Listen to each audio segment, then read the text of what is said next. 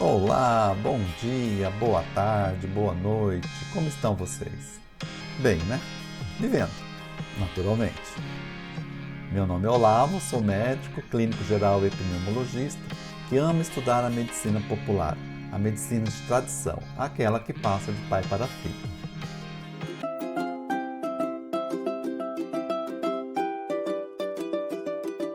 Hoje iremos abordar a segunda parte do conteúdo sobre o sistema imunológico. Hoje falaremos sobre as barreiras adquiridas. Basicamente, falaremos sobre as células de defesa. De onde elas vêm? O que elas fazem? Como podem ser estimuladas? Todas essas respostas teremos no vídeo de hoje. Vamos ao trabalho? Vamos lá?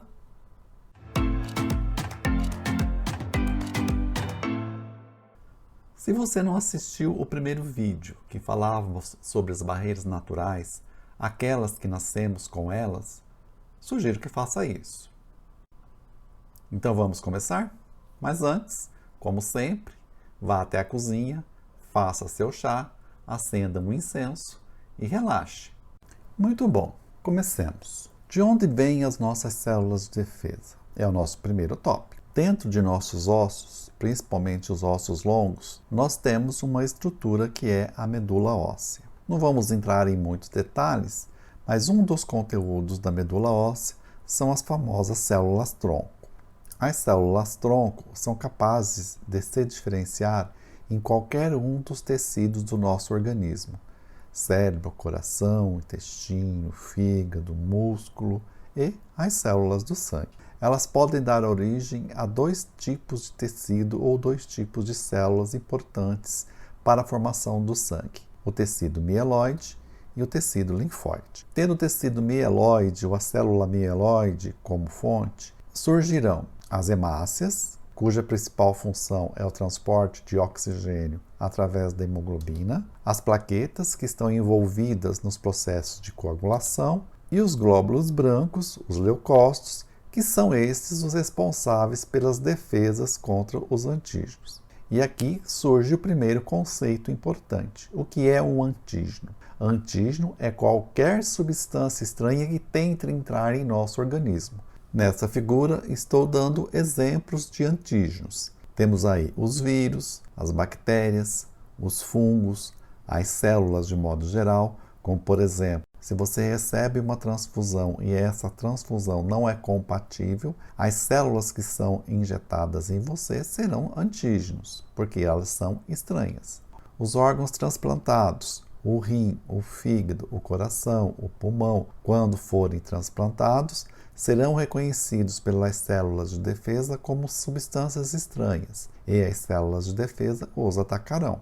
Um outro exemplo são as proteínas, como aquelas contidas nos venenos das cobras. E assim temos uma série de substâncias que podem ser consideradas antígenos. Então, novamente, antígeno é qualquer substância que será reconhecida como estranha ao organismo pelas células de defesa. Então, voltamos aqui para os nossos tecidos. Quais são os leucócitos que são originados do tecido mieloide? Os neutrófilos, os eosinófilos, os basófilos e os monócitos. Os neutrófilos são os nossos soldadinhos de defesa. Sabe de uma guerra, quando precisamos destruir o maior número de inimigos? Quem é que o general manda para a linha de frente? Os soldados mais rasos. E aqui na nossa metáfora são os neutrófilos, a nossa primeira linha de defesa. Não é à toa que ele é a célula em maior número no nosso sangue. 40 a 70% dos leucócitos serão neutrófilos.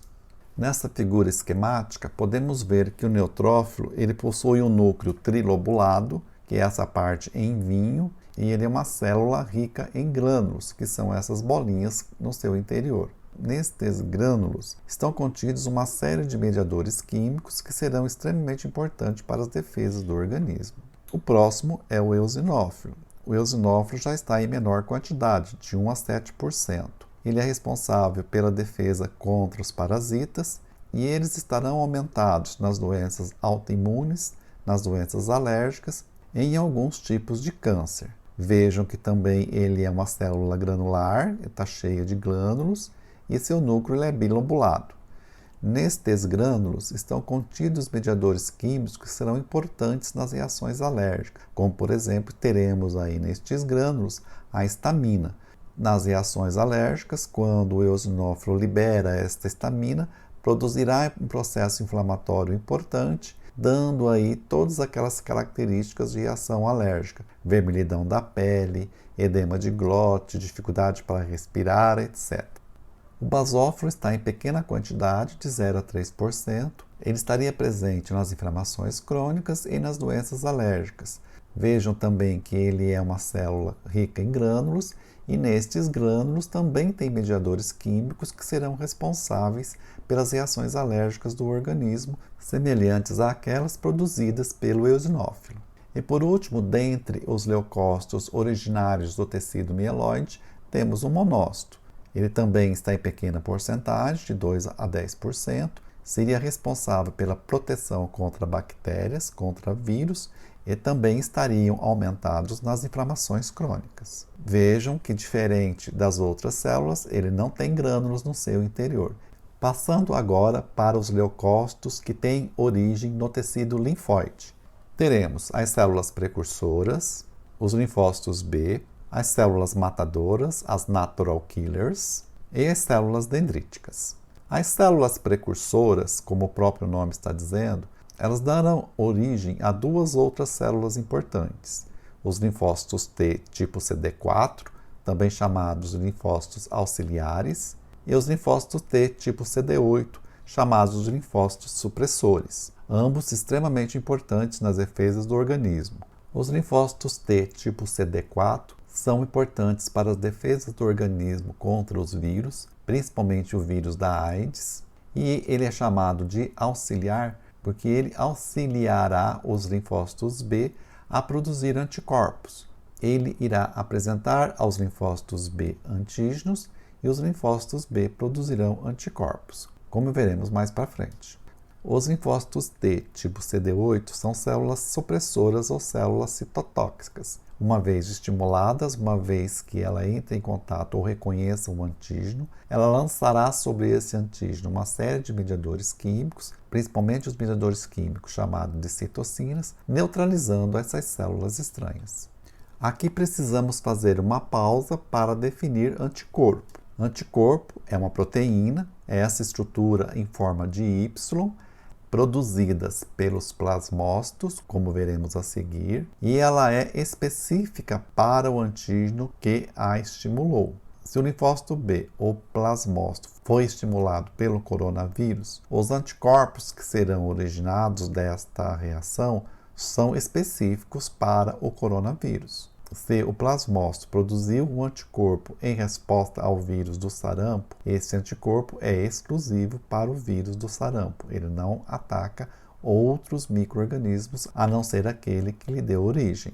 Nesta figura, estamos vendo um anticorpo que está aí em vermelho atacando o coronavírus. O mesmo acontece nessa outra figura, onde o anticorpo produzido contra um determinado micro-organismo está atacando este micro-organismo para destruí-lo. Como dito anteriormente, os anticorpos são produzidos pelos linfócitos B, também chamados de plasmócitos. Os antígenos são apresentados a esta célula pelos linfócitos do tipo T, por exemplo, os linfócitos auxiliares, ou pelas células apresentadoras de antígeno que veremos logo em seguida. Em resposta a esta apresentação, os plasmócitos produzem proteínas, as imunoglobulinas, para se defender contra essa substância estranha que entrou no organismo. Existem 5 tipos de anticorpos ou de imunoglobulinas: as imunoglobulinas A, D, E, M e G, cada uma com uma ação específica no organismo.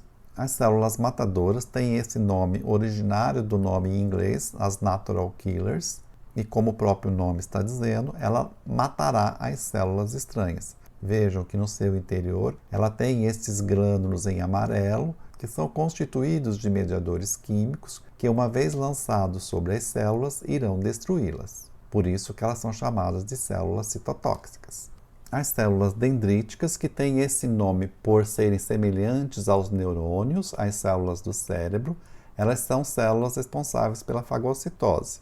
Elas emitem esses braços como se fosse um braço de um polvo, englobam a substância estranha e a digerem, no processo que chamamos de fagocitose, como definiremos a seguir. Resumindo, como leucócitos originários do tecido linfóide, temos as células precursoras, que darão origem aos linfócitos T tipo CD4 e linfócitos T tipo CD8. Temos os linfócitos B, também chamados de plasmócitos, as células matadoras, as natural killers, que são citotóxicas, e as células dendríticas, que serão uma das células responsáveis pela fagocitose. Então, a próxima pergunta que temos que responder é como as células de defesa agem. A ação de defesa se dá de duas maneiras, pela fagocitose e pela produção de anticorpos. O que é a fagocitose? Vejam neste vídeo uma célula dendrítica. No vídeo, a célula dendrítica está lançando pseudópodos, lançando um braço, como se fosse o braço de um polvo, tentando englobar a bactéria para poder neutralizá-la. Este processo é o processo de fagocitose. Como disse, as células dendríticas são uma das células a fazerem fagocitose. Logo a seguir, falaremos de outras células que exercem essa ação com maior frequência e eficácia. As células de defesa podem estar circulantes, diluídas no sangue. Estamos vendo como exemplo as células do tecido mieloide, os neutrófilos, eosinófilos, basófilos e monócitos. Eles estão no sangue à procura de antígenos e, quando os acham, irão destruí-los. Se for sinalizado que o antígeno está no tecido, estas células atravessarão o tecido no processo que chamamos de diapedese. Assim, quando o neutrófilo, eosinófilo e basófilo atravessam a parede do vaso e caem no tecido, eles se diferenciam em outro tipo celular, que é o mastócito. E esta célula é extremamente poderosa na sua capacidade de fazer fagocitose. Ela irá englobar os micro-organismos e irão digeri-los. Veja que no seu interior ela contém grânulos. Nestes grânulos estão contidos mediadores químicos que irão digerir o micro-organismo englobado. Quando é o monócito que sofre diapedese, ele irá dar origem ao macrófago, que é outra célula extremamente poderosa na sua capacidade de fagocitose, e a célula dendrítica, que nós já falamos. E a outra maneira que as células agem para produzir as defesas é através da produção de anticorpos, como já citado anteriormente. Estas células que fazem fagocitose, quando digerem os micro-organismos, ficam com fragmentos deste micro-organismo em seu interior e passam a ser chamadas, então, de células apresentadoras de antígeno. Todas as células que fazem fagocitose são células apresentadoras de antígeno. Como já citamos aqui, o macrófago e o mastócito são poderosíssimas na sua capacidade de fazer fagocitose, e as células dendríticas. Essas células, então, passam a ser chamadas de células apresentadoras de antígeno. E elas apresentarão o antígeno para quem? Para as células CD4 e para as células CD8. Se apresentar antígeno para a célula CD4, que é a célula auxiliar, essa célula auxiliar irá mostrar esse antígeno para a célula B, para o linfócito B ou plasmócito, e esse linfócito passa a produzir anticorpos específicos para aquela célula estranha. Se for apresentado para o linfócito T, este linfócito T produzirá citocinas, que irá destruir as células estranhas pela sua capacidade citotóxica. Vemos nesta figura o macrófago apresentando antígeno ao linfócito T tipo CD4, e este mostrará este antígeno para os linfócitos B, que produzirão anticorpos. Nesta outra figura, temos o plasmócito liberando anticorpos na corrente circulatória. Esses anticorpos, uma vez liberados, estão prontos para destruir os micro-organismos. Mas esta produção ela não é imediata, demora em torno de 14 dias para que os plasmócitos possam liberar essas proteínas na corrente circulatória. Nesta outra figura, vemos um anticorpo atacando uma substância estranha. E por último, temos que responder como as células de defesa são estimuladas. Por tudo o que falamos aqui, essa resposta já está bem clara. Quando o organismo entra em contato com um corpo estranho, seja ele um vírus, uma bactéria, um fungo ou um órgão transplantado, estas células serão consideradas estranhas ao organismo e serão atacadas e sofrerão fagocitose ou irão estimular a produção de anticorpos. Uma vez feita a fagocitose, restarão restos celulares no interior das células. esses restos celulares serão apresentados às células de defesa, tipo linfócito T, CD4 ou linfócito T, CD8. Se for o linfócito T, CD4, ele irá apresentar este antígeno aos plasmócitos e ele produzirá anticorpo. Se for um linfócito T tipo CD8, ele irá destruir as células pela liberação de citocinas. Uma vez liberadas as citocinas, os linfócitos T se transformam em linfócitos de memória.